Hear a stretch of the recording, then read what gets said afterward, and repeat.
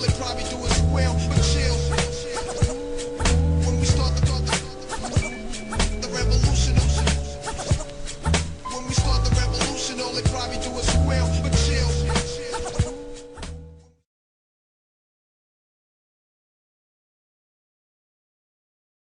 Will you please welcome Dr. Amos Wilson?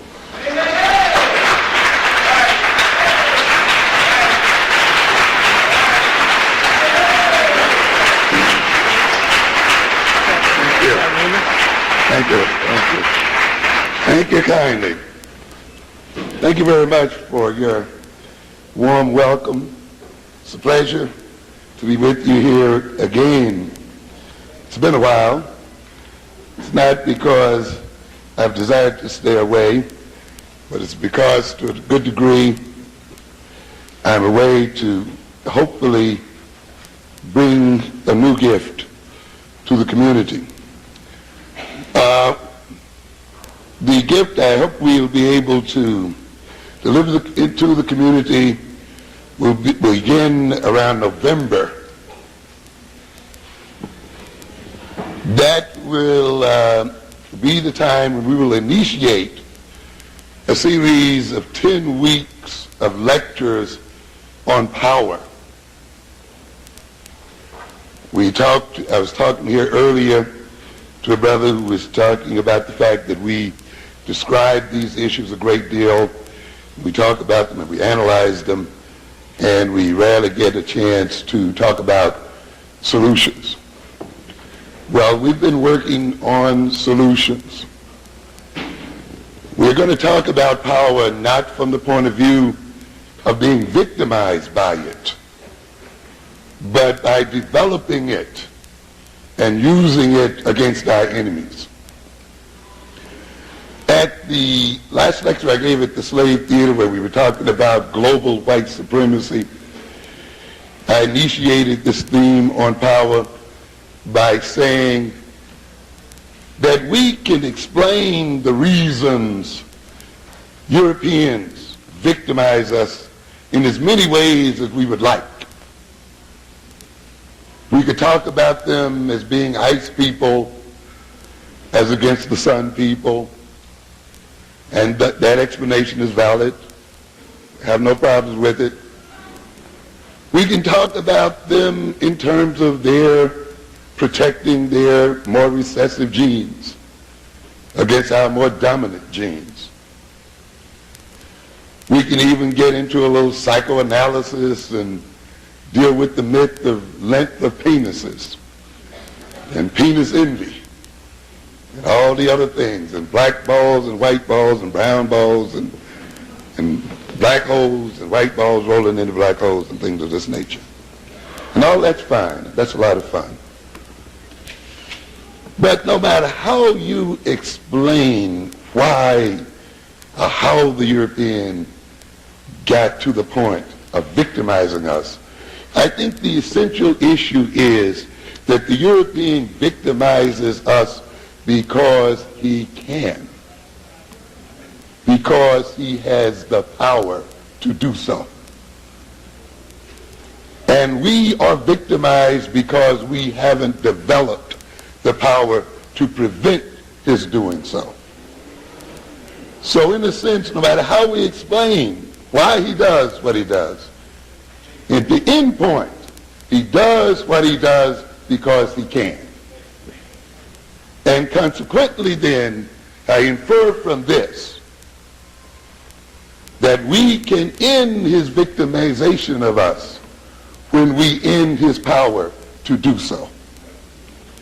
And consequently, I want to bring into the domain of discussion in this community the subject matter of power. I want us, in addition to studying black history and culture, to study power, its accumulation, its use, and application. We should talk about it every day and everywhere. And we should read about it, and we should develop the means of using it. We should come to understand the nature of how white power is organized. In the end, power does not flow from the genes of white folk. It does not flow from their ice age. It flows from the nature of their organization and the way they have chosen to relate one to the others. And it flows from their intentionality as a people and their appropriate organization of themselves to realize their intentionality, one of which is, of course, the domination of African people. And that means then that we as African people must study the rules of organization. We must study the means of relating one to each other in such a way that we multiply our power. And we must study our enemy's organization such that we can probe that organization and destroy the power of the enemy. And we can do it. We have a tremendous amount of power in our hands. Right here in America, we are not a weak people by any stretch of the imagination. The only weakness is in our minds and in our imaginations. That's the only place. We are not a dependent people in the material sense, only in the psychological sense. The only thing, ladies and gentlemen, we must get over is our cowardice. That's the only thing. That's the only thing. And we can change this. I will speak briefly then to the issue this evening relating to the message that Dr. Bregan brought you last week around this conference titled Genetic Factors in Crime, Findings, Uses, and Implications, which was to occur at the University of Maryland. I've warned you many times, and I've told you many times, I don't know whether it gets through to you or not, but we as black people must get over this thing of looking at schools and universities as advanced vocational training institutions. How many people recall that I've repeated this time and time again? That the function of education is not jobs. That is not the primary function. Children and people are educated. The primary function for education is to advance the interests of a people and to protect their interests, to secure their survival. That the educational structures and institutions of this country are as much a part of its defense, of its armed forces, as are its soldiers. The bombs, the weaponry that this nation uses against other nations and intimidates other nations with, develop out of the universities. The germ warfare, the chemical warfare, political, because some great professor is the head of this particular department, or they have illustrious names in the department, chances are you will never see them teach you in a class. The graduate students on some kind of assistantship will more likely be your teacher. Where are the brains and where are the professors? They're doing research. And often they're doing research on government grants for the government, for the corporations, for the other institutions in the society, and they are part of then the total system of domination of this country. Afrocentric education above all, and even beyond the teaching of African history and African culture, is preparing our children to defend the very lives of African people. Is a military preparation and a preparation for war. It is the means by which we will maintain our biological survival as a people. For if you do not survive, what does it matter if you teach reading to 100% of our children, or they learn math well, or they learn computer science, or all the other things you think are important, when your very lives are in the balance? and it is very likely that they will be snuffed out in the next 10 to 20 years.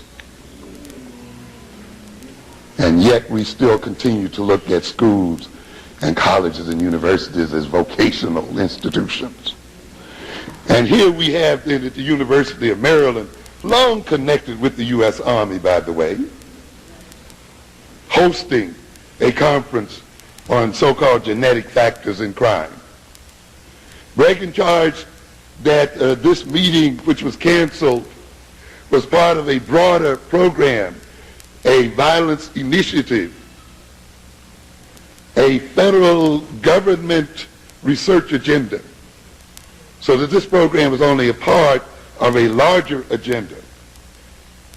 And it was designed to move toward finding a genetic marker that would supposedly identify children at high risk of becoming criminals, and to develop plans to deter them through medication.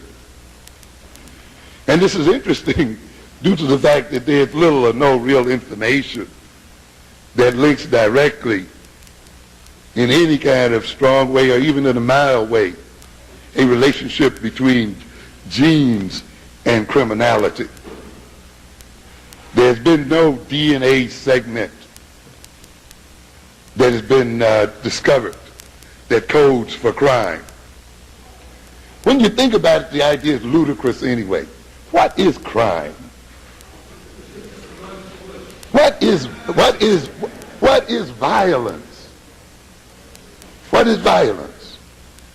In other words, I'm asking this question because you have to do a linguistic analysis.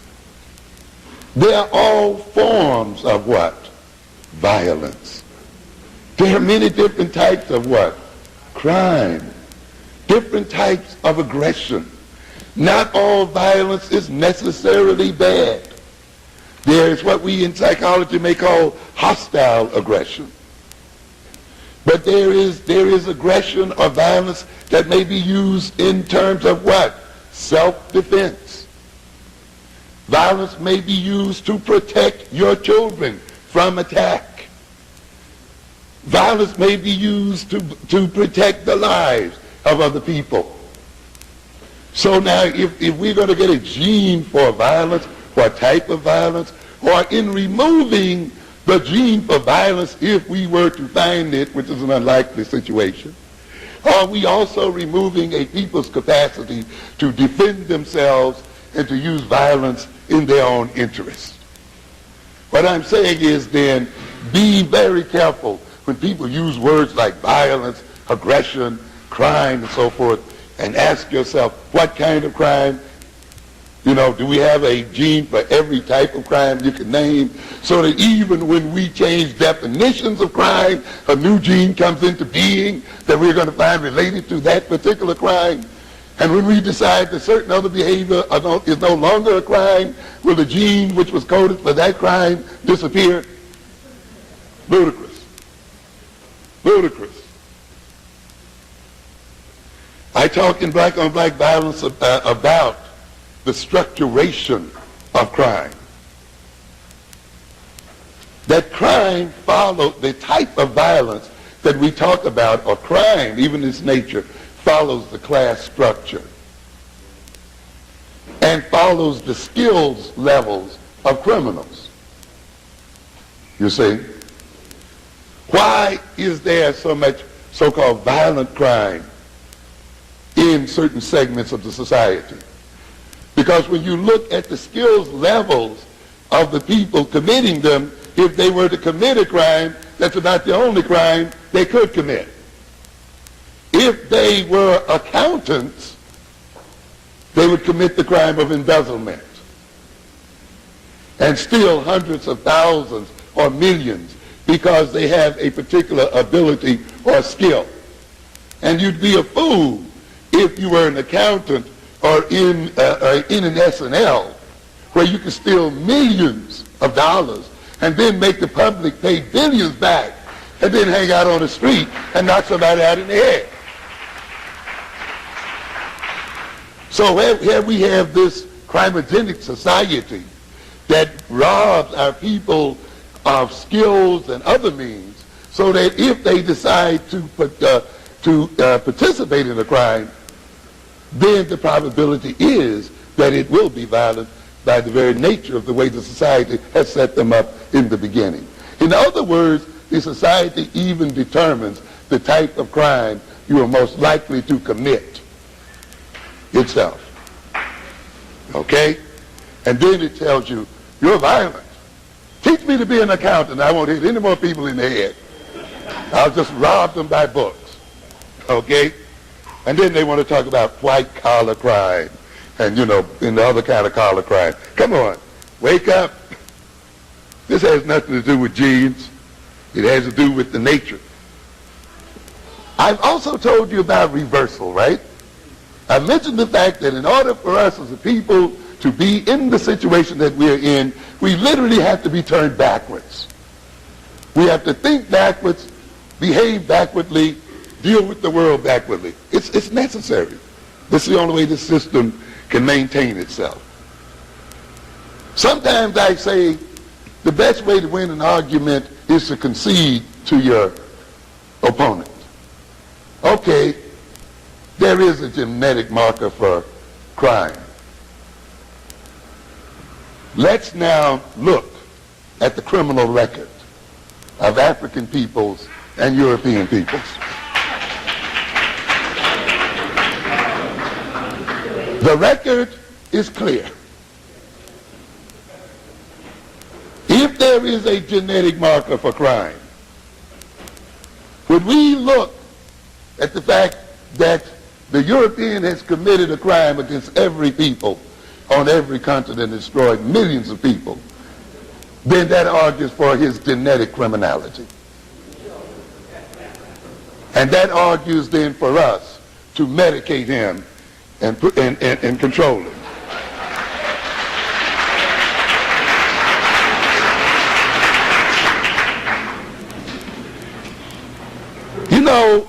The other thing I'm surprised at is we keep being surprised. We keep thinking that this is some new initiative. I mean, the violence initiative began with our enslavement and continues today. We already have fought the violence initiative, ladies and gentlemen. It is already operating.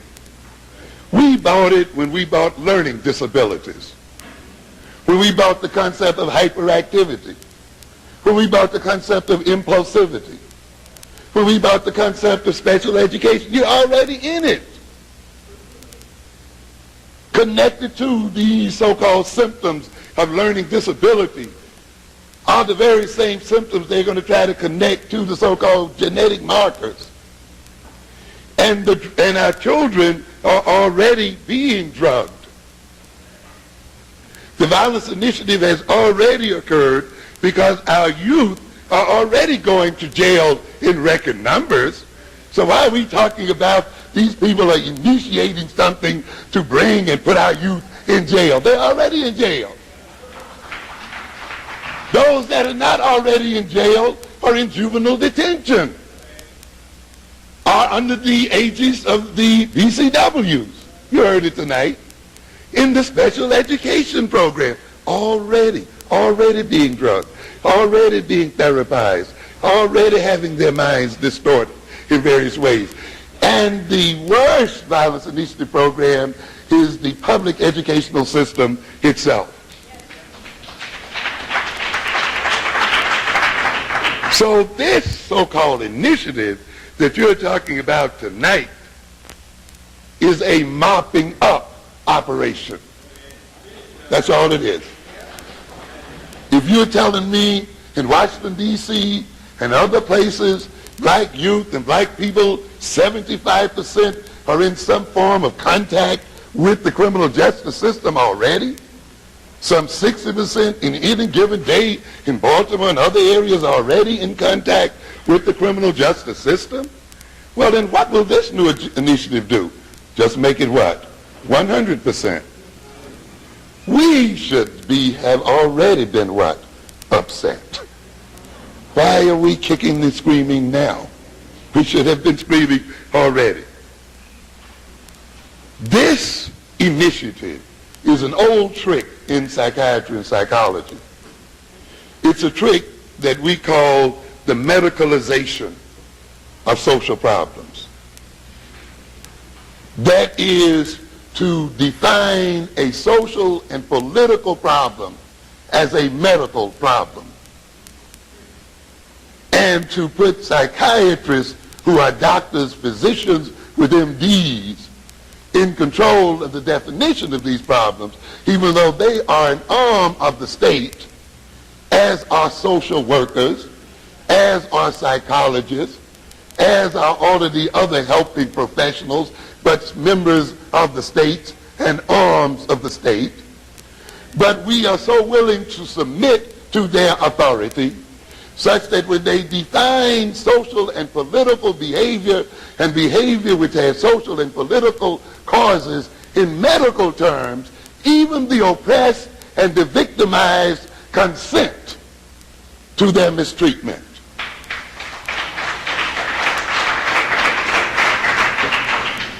Louis Sullivan is a part of this, but in a sense we are all a part of it, because we buy the medicalization of issues. And they know, since we are willing to do anything the doctor tells us to do, why are you taking that poison? The doctor said take it every 2 hours.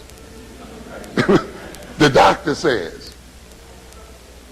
So now if the doctor says that your children have a marker, a genetic marker, then let's go with it. And we don't have time this evening, one of these days we'll talk about psychiatric power and the role of psychiatrists in the system. Oh, the history of psychiatrists is horrendous. You won't believe it.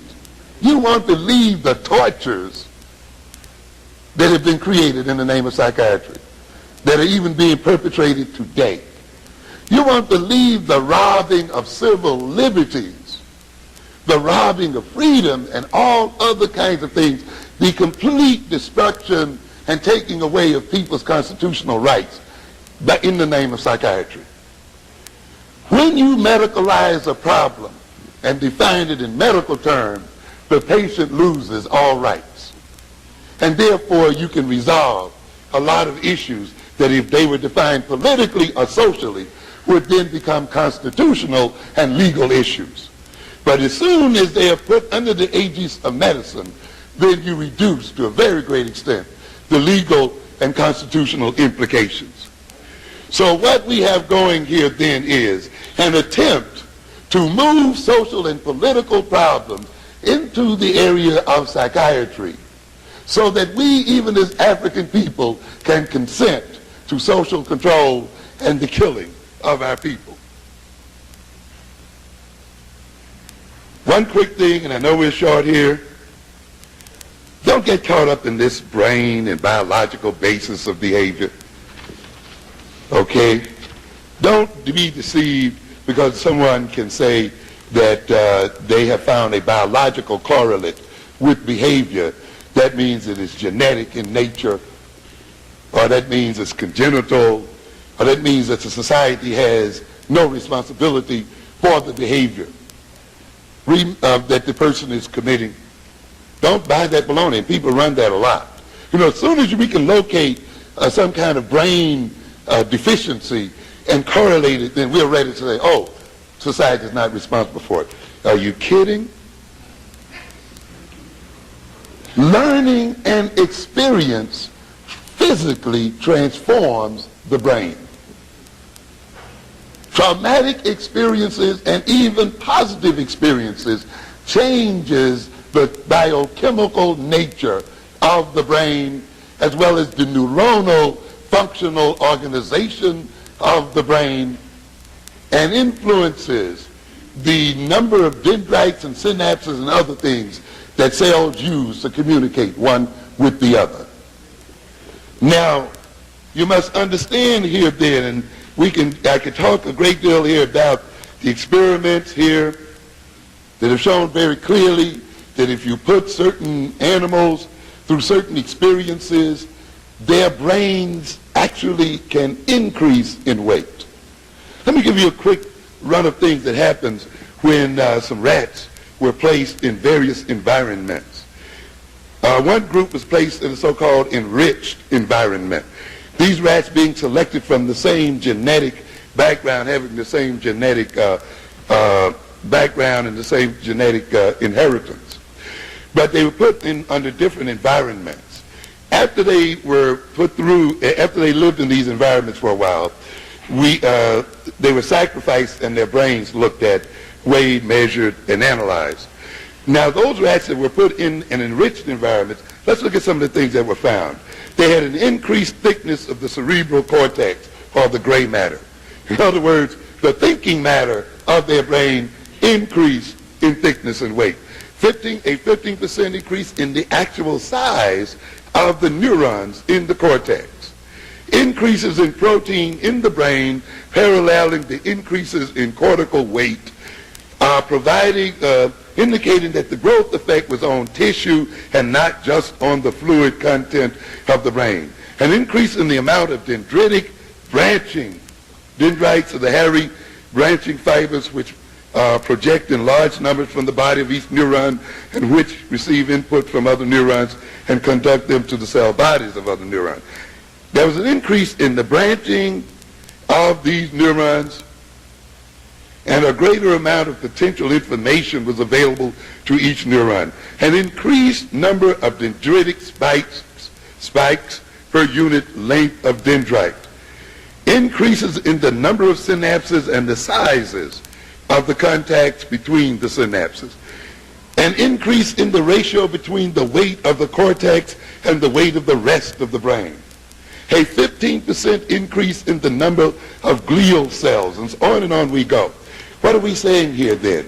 That experience changes the brain, changes the nature and the functionality of the brain. So simply because you may find a brain correlate does not take society off the hook.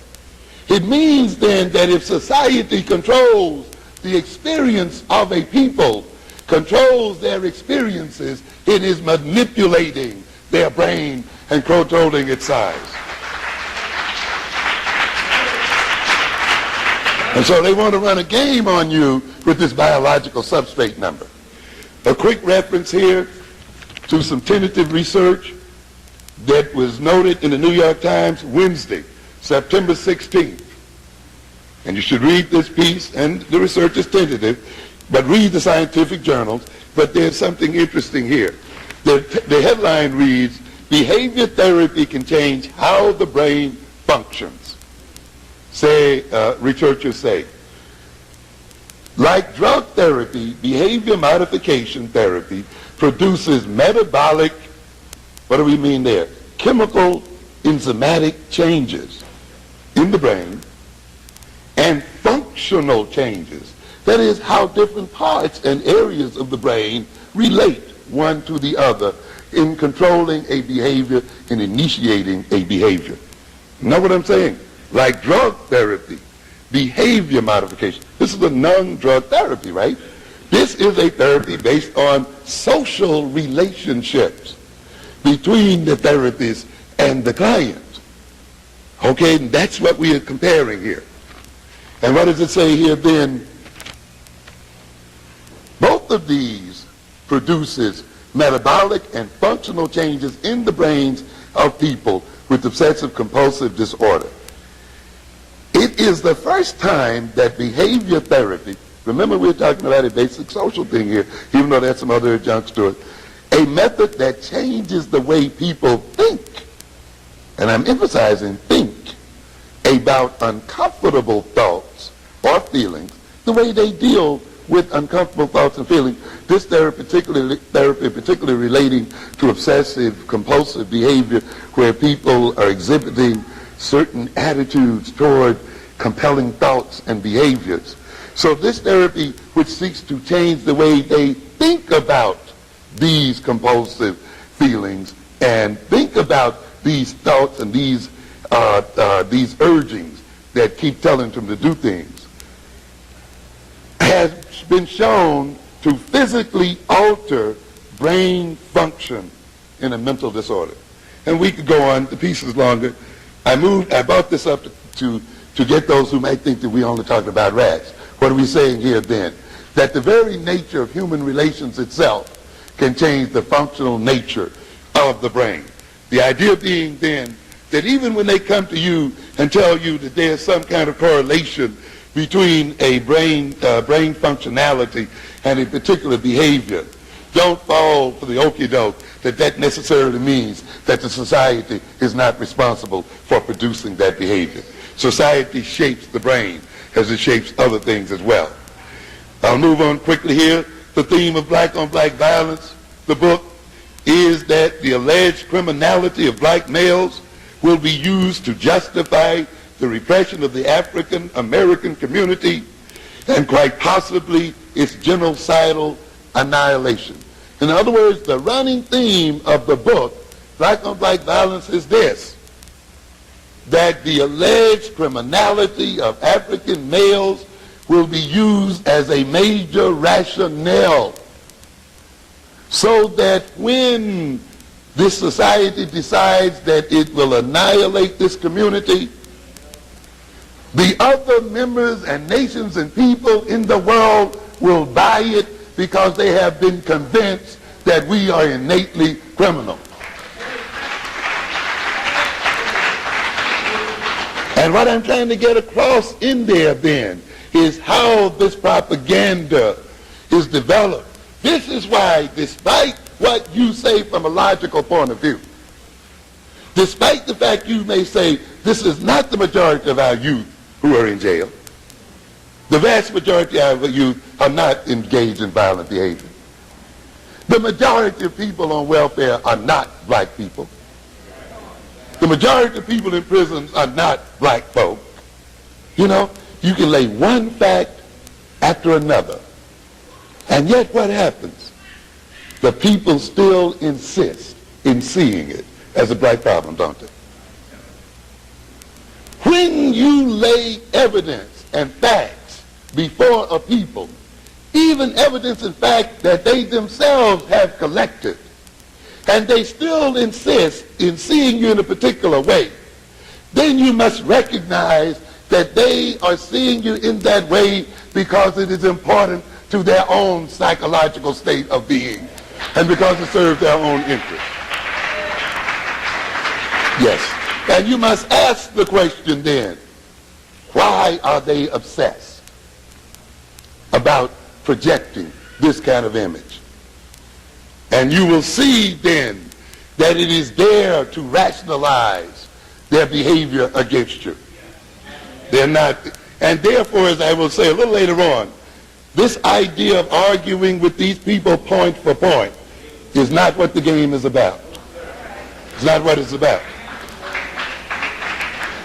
Let me quickly move on. I want to lay a context, because often we discuss these issues out of context. And I've told you before, as I've told you in Black-on-Black Violence, that European sociology, psychology, and so forth decontextualizes issues, meaning that it discusses violence or crime as if they do not exist within a social context, as if they do not have a history, as if they do not serve a function in the society. So you're made to look directly at the behavior and the behavior only, and to judge it and treat it without looking at the context in which it occurs, and look at how the context itself may create the behavior. And even behavior therapy plays this game, by the way. Okay? You must start at the context first before you discuss these problems. What is the context? The context is this, that we are a dominated people. We are dominated by European people. Am I making myself clear? This is where we start. This is where you start. We are under the control of another people. We are vulnerable to that other people who are holding our lives and the quality of our lives in their hands. That's the fact you must start with. The second fact is, domination is a social problem. Am I clear here? Domination itself is a problem. It is a social problem, particularly for the dominated, isn't it? Even if it's for the dominator, it's still a social problem. Keep this in mind. Domination, therefore, generates the very existence of domination means that a social problem has been what? Generated. Huh? You can't have domination without having a what? Social problem. So domination generates a social problem, and as long as it exists, it maintains that social problem. As long as you're under the domination of Europeans, you will have social problems. There are some idiots among us who think that they can leave the European in control of African people and get justice and peace. It is not possible. Domination is built on injustice. And you cannot then leave the European in power over black people and then expect to receive justice. It's illogical. It's not possible. Domination benefits the dominator. We are dominated because it what? Benefits those who dominate us. Therefore, the dominator benefits from the social what? Problems. In other words, the problems of black people benefit white folk. And they are created for their benefit, and they are maintained for their benefit.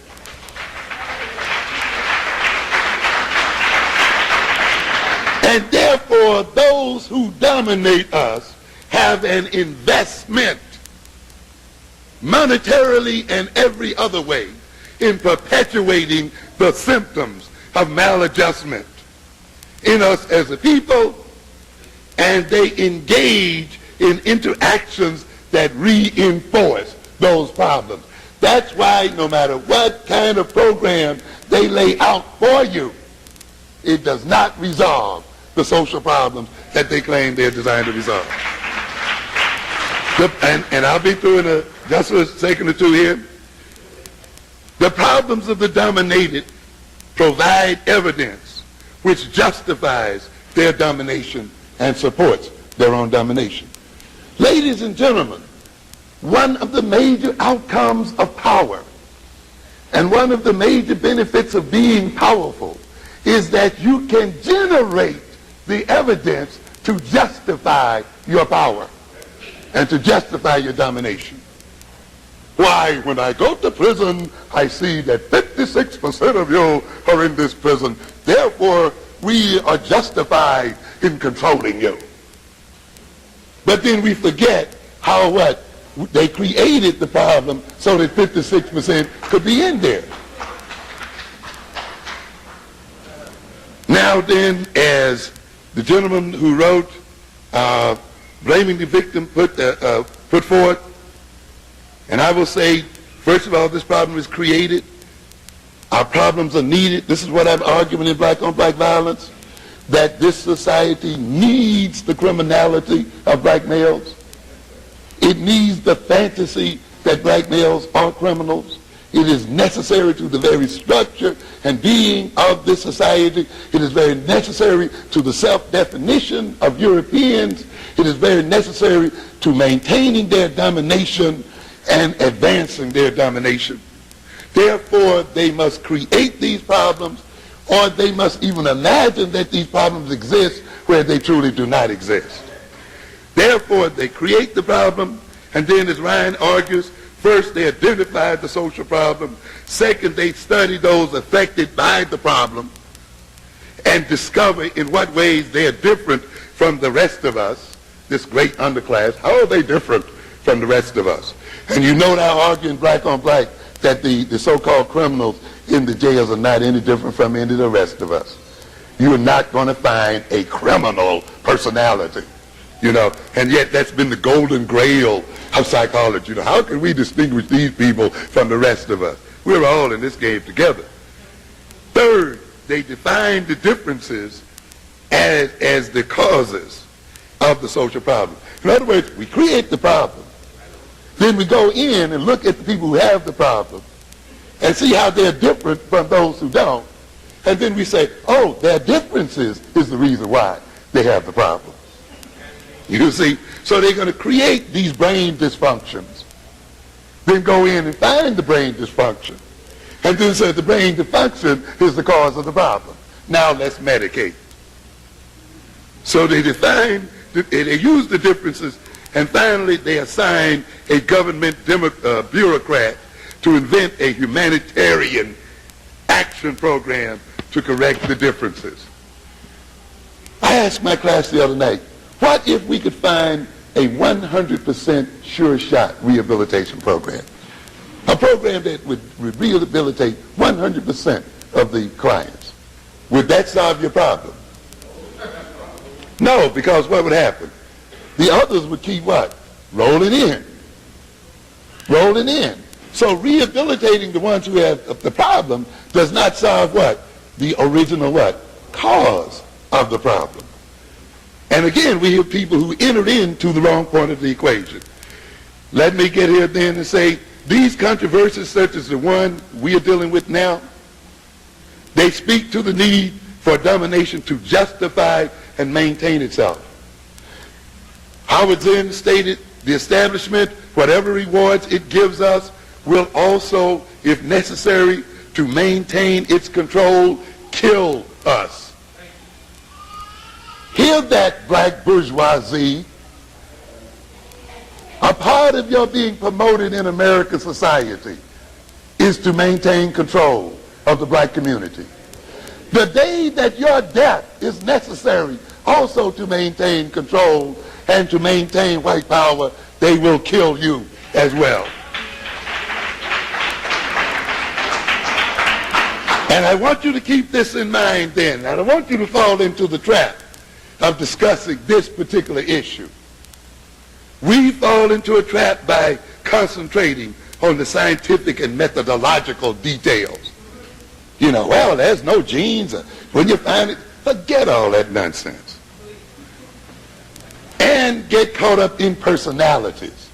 Well, Goodwin is an evil guy. Louis Sullivan is a... Screw all of that. It's the same kind of thing you have with Columbus. If Columbus had not discovered America, some other European would have. Even if you could step back into history and kill Columbus, you're still in the same shape you are right now. Because what is the essential problem here? Columbus didn't build the ships. Columbus didn't build the technology. It was European technology, political and economic organization that made it possible for Columbus to come over here. And it was European technology, organization, intentionality that made it possible for them to overrun the Indian nations. What you have here then were two different cultures and two different technologies and two different ways of thinking facing each other, and one ran over the other. Not Columbus. I want you to get out of the personality issue and deal with the deep issue. You are facing a society and a culture.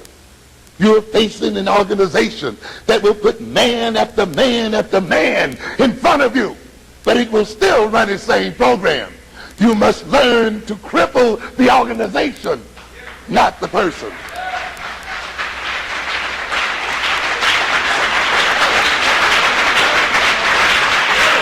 This is an old argument. It's the same kind of old game that went on with the genetic basis of intelligence. This the same old game refried. What do we have here? Let's look at the deeper issue. And the deeper issue involves the need to justify domination, social control, and to obscure the very real way deficiencies are created by power relations. Quick question here. Why are whites obsessively concerned with the intelligence of black folks? This is the thing you must ask first before you get into whether it's environment or genes. Ask the major question. Why are you interested? What's the point? Huh? Why is it so what? Important for you to know. What are you going to do with the knowledge? This is the issue. What would be the result if it was definitely and irrefutably established that blacks are innately less intelligent than whites? Let's ask that question. Let's ask another one. Or we found irrefutably that we were more intelligent than whites. What would be the result? Or just as intelligent as whites, or that environment is really significantly influential in determining intelligence. What would be the result if we discovered either one of these things? What would be the result if we proved that blacks were genetically more docile than white folk? The end result would what? Be the same. Would be the same. Nothing is going to change. Why? The findings, whatever their nature, will be used to justify and rationalize the social control of black people by white people. In other words, ladies and gentlemen, if they proved that we were innately less intelligent than they would justify domination, wouldn't it? We are more intelligent, therefore we have a right to rule over you. But then if you prove to them in your great work that you are more intelligent than they are, well, these people are more intelligent than we are. We should suppress them while we can, because if we let them loose, they will take over. So the repression would still take place, and it would still be argued. Well, they are as intelligent as we are, and that means one day they may compete with us, so let's still what? Repress them. Oh, you mean the environment is truly significant in intelligence. So what would the result be then? Let us control what? The environment to control their intelligence. In other words, ladies and gentlemen, the final come down of it all, no matter how you refute these people, no matter how much detail you roll out one way or the other, they will always be used to do what? Justify repression and oppression. That is the issue, not making fine-pointed arguments as to whether IQ tests are culturally based or genetically based or this so-called initiative here. It's pointless. What we have going here is an attempt by people who are dominating us to create new rules and means by which they justify their domination and repression. That's all that's going on here. Screw whatever excuse they rolled up in time. The only thing that has changed by any so-called new initiative, such as the one we're talking about today, is the logic of justification for continuing domination and the methodology of domination. That's the only thing that's changed. Nothing has changed by this new initiative. All they said, well, their violence is a medical problem, and therefore now the methodology for that is to do what? Cut their brains out and medicate them and so forth. But the end result is still what? Domination and control. Thus, the central issue revolves around power and domination and maintaining the relative powerlessness of black people and finding rationales for doing so. For a very sizable percentage of black problems flow from the nature of black and white power relations. These problems that we are dealing with flow from our powerlessness, from the power differential between blacks and white folk. They reflect the differences in power between us as people. Nothing else. No brain issues here. The issue then for the black community is this: how to break white power and the will of whites and any other ethnic group to dominate and exploit African people.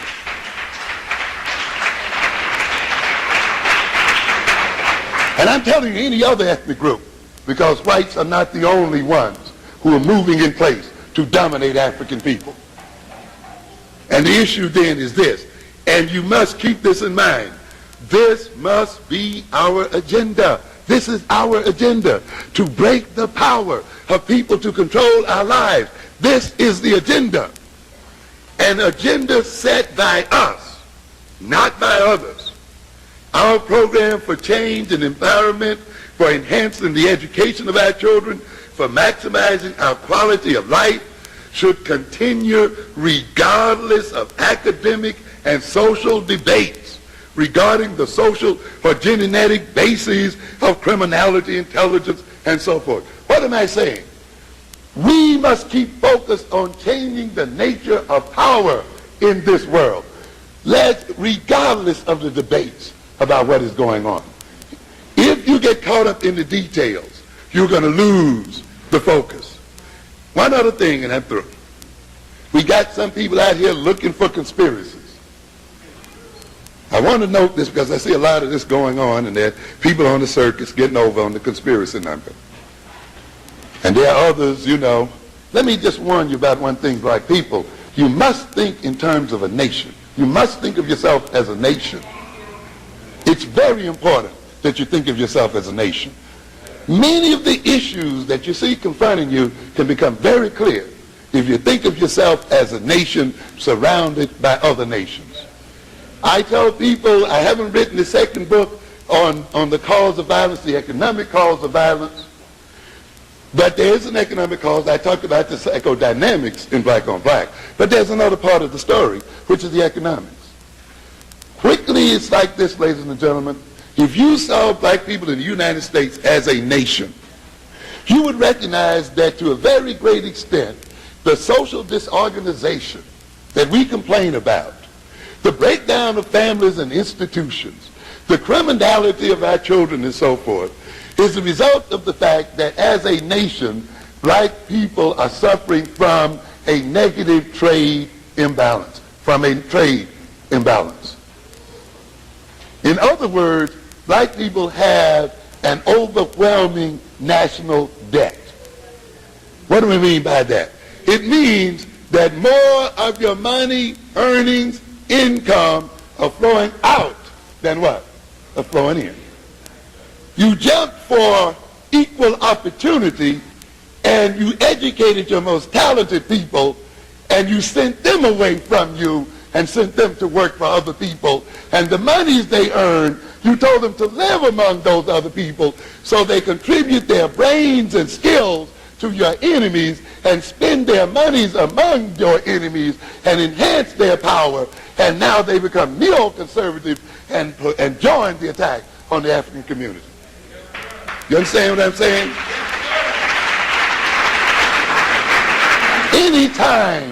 Anytime a nation buys more than it sells, anytime that a nation ships its wealth out in great bundles, anytime a nation lets other alien groups, Arabs, Koreans, and others, and whites, come into its midst and take its money out, and then let the drug dealers scrape up the rest and take that money out, their institutions are going to collapse on their heads.